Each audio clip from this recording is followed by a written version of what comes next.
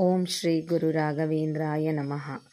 ಗುರುಗಳಿಗೆ ಶರಣು ಎನ್ನುತ್ತಾ ತಾಯಿಯ ತಂದೆಯ ಮಮತೆ ವಾತ್ಸಲ್ಯ ನೀಡುವ ಏಕೈಕ ದೈವವೆಂದರೆ ಅದು ನೀವೊಬ್ಬರೇ. ಶ್ರೀ ಗುರುವೇ ನಂಬಿಕೆಯ ಬೇರು, ಆಳವಾಗಿರುವ ದೈತ್ಯ ಮರವು ನೀವು. ಆ ಮರವೇ ನಮಗೆಲ್ಲ ನೆರಳು ಆಶ್ರಯವನ್ನು ನೀಡುವಂತಹ ನೆಲೆಯಾಗಿದೆ. ಕಾಪಾಡಿ ತಂದೆ. ಸ್ನೇಹಿತರೆ, ರಾಯರು ಅವರ ಮಕ್ಕಳಿಗೆ, ಅವರ ಭಕ್ತರಿಗೆ ನಾವು ಹೋಗಿ ನಮ್ಮ ಒಂದು ಮನಸ್ಸಿನಲ್ಲಿರುವಂತಹ ಕೋರಿಕೆಯನ್ನು ರಾಯರ ಮುಂದೆ ಸುಮ್ಮನೆ ಮನಸ್ಸಿನಲ್ಲಿ ಸ್ಮರಿಸಿದ್ರೆ ಸಾಕು. ಅದು ಹೇಗೆ ಗೊತ್ತಾಗುತ್ತೋ ಗೊತ್ತಿಲ್ಲ. ಅಂತಹ ಪವಾಡ, ಅಂತಹ ಶಕ್ತಿ ಹೊಂದಿರುವಂತಹ ಪವಾಡ ಪುರುಷ ಅಂತಲೇ ಹೇಳ್ಬೋದು ಸ್ನೇಹಿತರೆ. ಅವರ ಮಕ್ಕಳು ಏನನ್ನೇ ಆಗಲಿ ತನ್ನ ಮನಸ್ಸಿನಲ್ಲಿ, ಅಪ್ಪ ತಂದೆ ರಾಯರೇ ನನಗೆ ಈ ರೀತಿ ಕಷ್ಟ ಇದೆ, ನನಗೆ ಈ ರೀತಿ ಆಗಬೇಕಿದೆ, ನನಗೇನೋ ಒಂದು ತೊಂದರೆ ಇದೆ, ಅದು ಹೇಗೆ ಗೊತ್ತಾಗುತ್ತೋ, ಅದು ಏನು ಒಂದೂ ತಿಳಿಲಾರ್ದು. ಅವರ ಮಹಿಮೆನೇ ಅಂತಹದ್ದು ಅನಿಸುತ್ತೆ. ಅವರ ಮಹಿಮೆಗೆ ಸರಿ ಸಾಟಿ ಅನ್ನೋದೇ ಇಲ್ಲ ಅಂದ್ಕೊಳ್ತೀನಿ ಸ್ನೇಹಿತರೆ.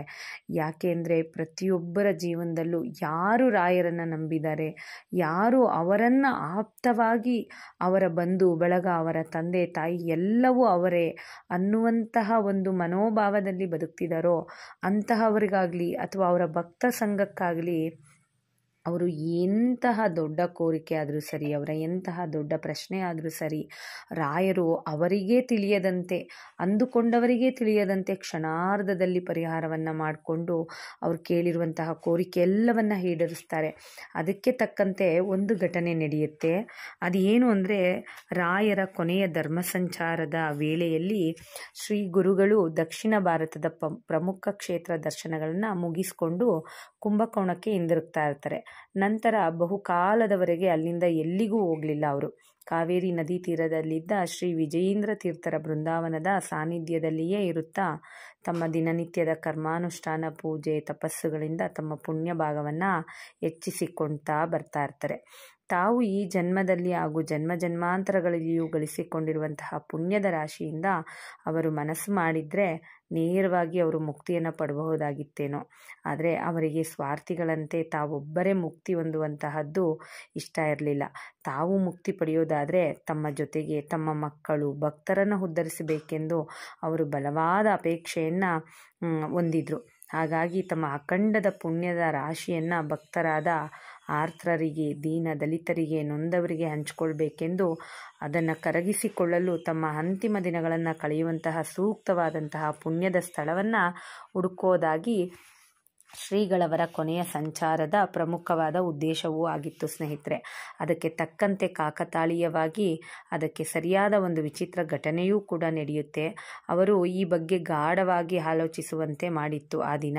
ಶ್ರೀ ಗುರುಗಳು ಶಿಷ್ಯರಿಗೆ ಶ್ರೀಮನ್ ನ್ಯಾಯಸುಧಾ ವ್ಯಾಖ್ಯಾನವಾದ ಪರಿಮಳ ಗ್ರಂಥವನ್ನು ಪಾಠ ಮಾಡ್ತಾ ಇದ್ರು. ಇದ್ದಕ್ಕಿದ್ದಂತೆ ಸ್ವಾಮಿಗಳು ಅವರ ಮಾತು ಸ್ತಬ್ಧವಾಯಿತು. ಅವರು ಮೇಲೆ ನೋಡುತ್ತಾ ಕ್ಷಣಕಾಲ ಏನನ್ನೋ ನೋಡುವಂತೆ ಕುಳಿತುಕೊಂಡ್ರು. ನಂತರ ಅವರು ಮೊದಲಿನಂತೆ ಪಾಠವನ್ನೂ ಕೂಡ ಮುಂದುವರಿಸಿದ್ರು. ಆಗ ಶಿಷ್ಯರು ಆಶ್ಚರ್ಯಚಕಿತರಾಗಿ ಈ ಬಗ್ಗೆ ಗುರುಗಳನ್ನು ಪ್ರಶ್ನಿಸ್ತಾರೆ. ಶ್ರೀ ಗುರುಗಳು ಕುಸುಮಾವರ್ತಿಯ ಕೃಷ್ಣದೈವ ಪಾಯನ ಯತಿಗಳು ಇಹಲೋಕವನ್ನು ಮುಗಿಸಿ ವೈಕುಂಠ ಮಾರ್ಗವಾಗಿ ಸಾಗುತ್ತಿರುವುದನ್ನು ತಾವು ಕಂಡಿದ್ದಾಗಿಯೂ ಹಾಗೂ ತಮ್ಮ ಅಂತಿಮ ಯಾತ್ರೆ ಯಾವಾಗ ಎಂದು ಪ್ರಶ್ನಿಸಿದ್ದಾಗಿಯೂ ಆಗ ಅದಕ್ಕೆ ನಗುತ್ತಾ ಉತ್ತರಿಸಿದರು. ಆಗ ಯತಿಗಳು 2 ಕೈ ಬೆರಳುಗಳನ್ನು ತೋರಿಸಿ ಅಸನ್ಮುಖರಾಗಿ ಅವರು ನಿರ್ಗಮಿಸಿದರು. ಅಂದರೆ ತಮ್ಮ ಇಹಲೋಕದ ಯಾತ್ರೆ ಕೇವಲ ಇನ್ನು 2 ವರ್ಷ 2 ತಿಂಗಳು ಹಾಗೂ 2 ದಿನಗಳು ಮಾತ್ರ. ತಾವು ಇನ್ನೂ ಅಂತಿಮ ಯಾತ್ರೆಗೆ ತಯಾರಿ ನಡೆಸಬೇಕು ಎಂದು ಶಿಷ್ಯರಿಗೆ ತಿಳಿಸಿದರು. ನಂತರ ಯತಿಗಳು ಆರಾಧನೆಯನ್ನು ವಿಜೃಂಭಣೆಯಿಂದ ನೆರವೇರಿಸಿ ಬ್ರಾಹ್ಮಣ ಸುಮಂಗಲೆಯರಿಗೆ ಭೋಜನ ಮಾಡಿಸಿದರು. ಯತಿಗಳ ಇಹಲೋಕ ಯಾತ್ರೆ ಮುಗಿಸಿದ ಮೇಲೆ ಶ್ರೀಗಳವರ ತಮ್ಮ ಅಂತಿಮ ಯಾತ್ರೆಯನ್ನು ಮುಗಿಸಲು ನಿರ್ಧರಿಸಿದರು. ಇದನ್ನು ತಿಳಿದ ಶಿಷ್ಯರು ತಮ್ಮ ಗುರುಗಳು ಇನ್ನು ಕೇವಲ 2 ವರ್ಷಗಳಷ್ಟೇ ಒಡನೆ ಇರುವರೆಂದು ತಿಳಿದು ದುಃಖಿಸತೊಡಗಿದರು. ಆದರೆ ಗುರುಗಳು ಅವರನ್ನು ಸಾಂತ್ವನಗೊಳಿಸ್ತಾ ಇದ್ರು. ಶಿಷ್ಯರು ಗುರುಗಳವರನ್ನು ಅಗಲಿ ಹೇಗಿರಬೇಕೆಂದು ತಿಳಿಯದೆ ಚಿಂತಾಜನಕರಾದರು. ಹೀಗಿರುವಾಗಲೇ ನೋಡಿ ಸ್ನೇಹಿತರೆ, ನಾನು ಹೇಳಿಲ್ವಾ, ಮನಸ್ಸಿನಲ್ಲಿ ಏನೇ ಅಂದುಕೊಂಡ್ರೂ ಸರಿ, ಅವರು ಎಂತಹ ದೊಡ್ಡ ಕೋರಿಕೆ ಆಗಿರ್ಬೋದು, ಅದು ಚಿಕ್ಕದಾದಂತಹ ಕೋರಿಕೆಯೇ ಆಗಿರ್ಬೋದು, ಗುರುಗಳಿಗೆ ಅದು ಹೇಗೆ ಗೊತ್ತಾಗುತ್ತೋ ಅಂತಹ ಮಹಾಮಹಿಮರನ್ನು ಹೊಂದಿರುವಂತಹ ನಾವೇ ಪುಣ್ಯವಂತರು. ನಾನು ಹೇಳಿದ್ನಲ್ವಾ, ನಾವು ಕೇಳಿರೋದನ್ನು ರಾಯರು ಅದನ್ನು ಅವ್ರು ಎಂತಹ ಕೋರಿಕೆ ಆದರೂ ಪರಿಗಣಿಸಿ ಈಡೇರಿಸ್ಕೊಡ್ತಾರೆ ಅನ್ನೋದಕ್ಕೆ ಈ ಘಟನೆ ಕೂಡ ಒಂದು ಸಾಕ್ಷಿ ಅಂತಲೇ ಹೇಳ್ಬೋದು ಸ್ನೇಹಿತರೆ. ಹೀಗಿರುವಾಗ ಇದೇ ಸಮಯಕ್ಕೆ ಶ್ರೀಮಠಕ್ಕೆ ಕೇರಳದಿಂದ 3 ಜ್ಯೋತಿಷ್ಯರು ಕೂಡ ಶ್ರೀಗಳವರ ದರ್ಶನಕ್ಕೆ ಅಂತ ಹೇಳಿ ಬರ್ತಾರೆ. ಅನೇಕರು ಅವರಿಂದ ತಮ್ಮ ತಮ್ಮ ಭವಿಷ್ಯಗಳನ್ನು ಕೇಳಿ ತಿಳಿದುಕೊಳ್ತಾ ಇರ್ತಾರೆ. ಆಗ ಶಿಷ್ಯರ ಬಲವಂತಕ್ಕೆ ಮಣಿದ ಸ್ವಾಮಿಗಳು ಕೂಡ ಅವರ ಭವಿಷ್ಯನ ಕೇಳುವಂತೆ ನಟಿಸಿ ಕೇಳ್ತಾರೆ. ಆ ಮಲಯಾಳಿ ಜ್ಯೋತಿಷ್ಯರು, ಕೇರಳದಿಂದ ಬಂದಿರುವಂತಹ ಜ್ಯೋತಿಷ್ಯರು ಅವರ ಜನ್ಮಕುಂಡಲಿಯನ್ನು ಪ್ರತ್ಯಕ್ಷವಾಗಿ ಪರೀಕ್ಷಿಸಿ ಒಂದೊಂದು ರೀತಿಯ ಭವಿಷ್ಯವನ್ನು ಕೂಡ ಹೇಳ್ತಾರೆ.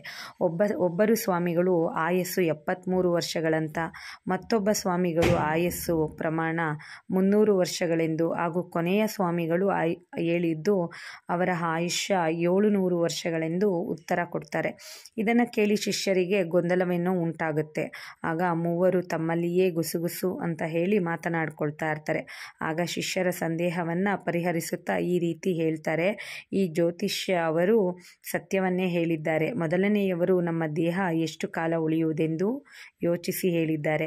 ಹಾಗೆ ನಮ್ಮ ಆಯುಷ್ಯವು 73 ವರ್ಷಗಳೆಂದು ಹೇಳ್ತಿದ್ದಾರೆ. ಎರಡನೆಯವರು ನಮ್ಮ ಗ್ರಂಥವನ್ನು ಪರಿಗಣಿಸಿ 300 ವರ್ಷಗಳೆಂದು ತಿಳಿಸಿದ್ದಾರೆ. ಅಂದರೆ ನಮ್ಮ ಗ್ರಂಥಗಳು ಅಷ್ಟು ಕಾಲ ಪ್ರಚಾರದಲ್ಲಿರುತ್ತವೆ ಎಂದು ಅವರು ಭವಿಷ್ಯವಾಗಿ ನುಡಿದಿದ್ದಾರೆ. ಇನ್ನು ಮೂರನೆಯವರು ನಮ್ಮ ಪ್ರಭಾವವನ್ನು ಪರಿಗಣಿಸಿ ಭವಿಷ್ಯ ಹೇಳಿದ್ದಾರೆ. ಅಂದರೆ ನಾವು 700 ವರ್ಷಗಳವರೆಗೆ ಬೃಂದಾವನದಲ್ಲಿದ್ದು ನಮ್ಮ ಮಹಿಮೆಗಳನ್ನು ತೋರಿಸುತ್ತಿರುತ್ತೇವೆ ಎಂಬ ಅವರ ಭವಿಷ್ಯವಾಣಿ ಸತ್ಯ.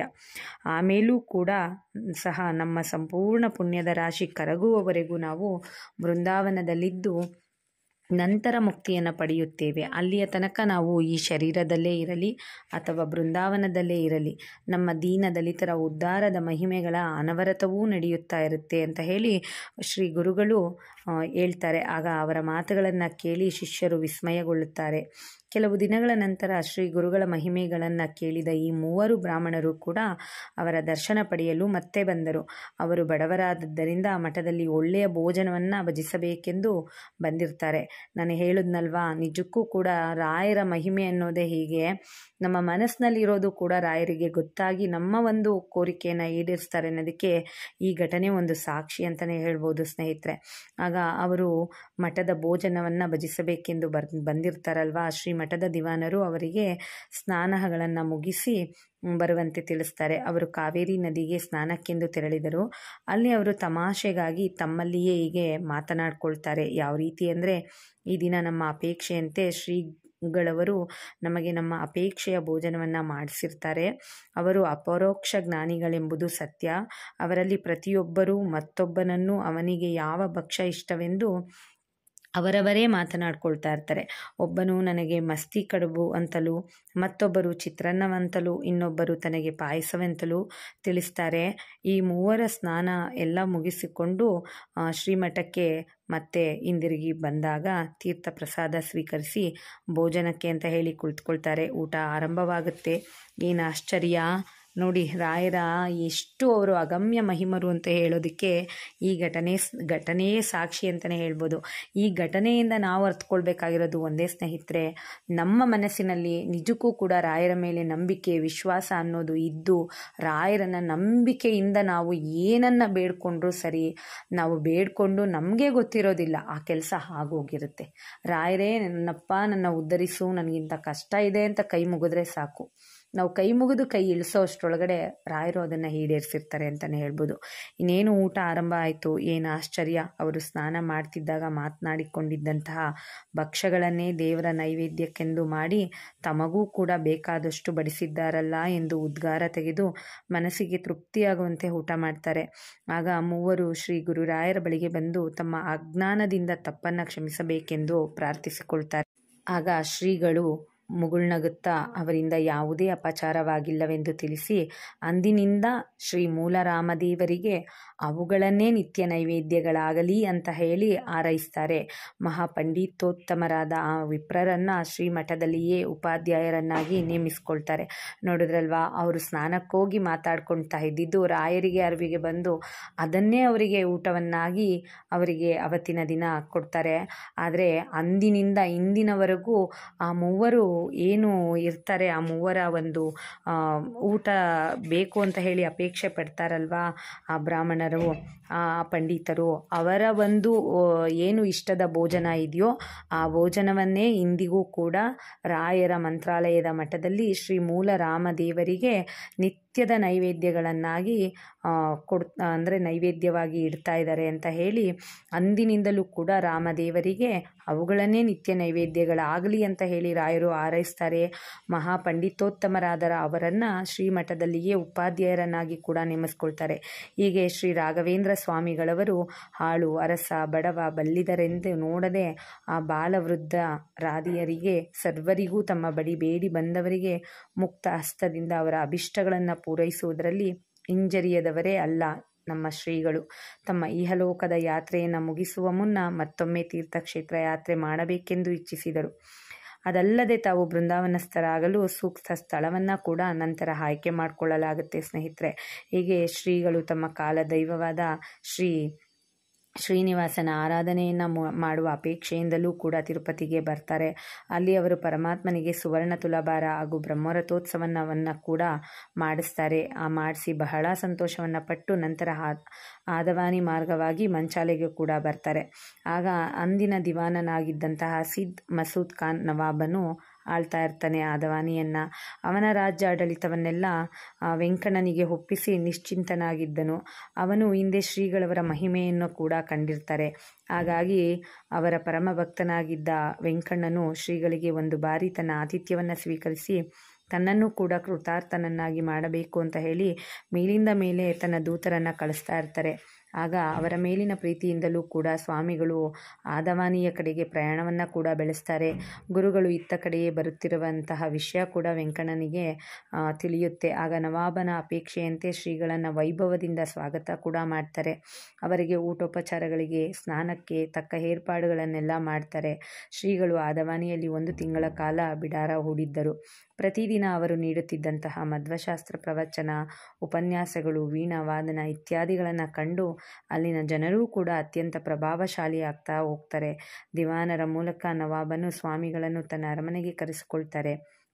ಅವರ ಮಹಿಮೆಯನ್ನು ಕಂಡಿದ್ದ ನವಾಬ ಅವರನ್ನು ಚೆನ್ನಾಗಿ ಸತ್ಕರಿಸಬೇಕೆಂದು ಬಯಸ್ತಾನೆ. ವಿಷಯ ತಿಳಿದ ಶ್ರೀಗಳು ಅರಮನೆಗೆ ಆಗಮಿಸ್ತಾರೆ. ನವಾಬನು ಕೂಡ ಅವರಿಗೆ ಉಚಿತ ಆಸನವಿತ್ತು ಬೆಲೆ ಬಾಳುವ ಅನೇಕ ಮೌಲ್ಯವಾದಂತಹ ವಸ್ತುಗಳನ್ನು ದಯಪಾಲಿಸ್ತಾರೆ. ಶ್ರೀಗಳು ಅವನಿಗೆ ಮಂತ್ರಾಕ್ಷತೆಯನ್ನು ಕೊಟ್ಟು ಅವರು ಕೂಡ ಆಶೀರ್ವಾದವನ್ನು ಮಾಡ್ತಾರೆ. ಅಲ್ಲಿರುವಾಗ ಒಂದಿನ ವೆಂಕಣ್ಣನು ಶ್ರೀ ಗುರುಗಳನ್ನು ಖಾಸಗಿಯಾಗಿ ಭೇಟಿ ಮಾಡ್ತಾರೆ. ತನ್ನಿಂದ ಯಾವುದಾದರೊಂದು ಕಾಣಿಕೆಯನ್ನು ಸ್ವೀಕರಿಸಲೇಬೇಕೆಂದು ವಿನಯಪೂರ್ವಕವಾಗಿ ಮತ್ತೆ ಮತ್ತೆ ಒತ್ತಾಯಿಸತೊಡಗುತ್ತಾರೆ. ಸ್ವಾಮಿಗಳು, ವೆಂಕಣ್ಣ, ನಾವು ನಮ್ಮ ಇಹಲೀಲೆಯನ್ನು ಮುಗಿಸುವ ನಮ್ಮ ಇಹಲೀಲೆಯನ್ನು ಮುಗಿಸುವ ಸಮಯ ಬರ್ತಾ ಇದೆ. ನಾವು ಸಶರೀರವಾಗಿ ಬೃಂದಾವನಸ್ಥರಾಗಲು ಯೋಗ್ಯವಾದ ಸ್ಥಳವನ್ನು ಹುಡುಕ್ತಾ ಇಲ್ಲಿಗೆ ಆಗಮಿಸಿದ್ದೀವಿ. ನಿಮ್ಮ ರಾಜ್ಯದಲ್ಲಿ ಅಂತಹ ಒಂದು ಪವಿತ್ರವಾದಂತಹ ಸ್ಥಳ ಇದೆ. ನೀನು ನಿಮ್ಮ ನವಾಬರಿಗೆ ಹೇಳಿ ನಮಗೆ ಅದನ್ನು ಕೊಡಿಸು ಅಂತ ಹೇಳಿ ಸ್ವಾಮಿಗಳು ಕೇಳ್ತಾರೆ. ಆ ಪ್ರದೇಶ ಯಾವುದು ಅಂತ ಹೇಳಿ ಅಪ್ಪಣೆಯಾದರೆ ಖಂಡಿತ ಕೊಡಿಸುವುದಾಗಿ ವೆಂಕಣ್ಣನೂ ಕೂಡ ಆಶ್ವಾಸನೆಯನ್ನು ಕೊಡ್ತಾರೆ. ಆಗ ಶ್ರೀಗಳು, ವೆಂಕಣ್ಣ, ನಾವು ಬಯಸಿದ ಸ್ಥಳ ಇಲ್ಲಿಂದ ಸುಮಾರು ಮೈಲಿ ದೂರದಲ್ಲಿದೆ. ಅದು ಮಂಚಾಲೆ ಎಂಬ ಗ್ರಾಮ. ಅಲ್ಲಿ ತುಂಗಭದ್ರೆ ಪ್ರವಹಿಸ್ತಾ ಇದ್ದಾಳೆ. ತ್ರೇತ ಹಾಗೂ ದ್ವಾಪರ ಯುಗಗಳಲ್ಲಿ ಅದು ಪವಿತ್ರ ಪುಣ್ಯ ಸ್ಥಳವಾಗಿತ್ತು. ಆಗ ಪ್ರಹ್ಲಾದ ರಾಜರು ಯಜ್ಞ ಮಾಡಿದ ಸ್ಥಳವೂ ಕೂಡ ಅದು. ನಾವು ಅಲ್ಲಿಯೇ ಬೃಂದಾವನಸ್ಥರಾಗಲು ನಿಶ್ಚಯಿಸಿದ್ದೇವೆ.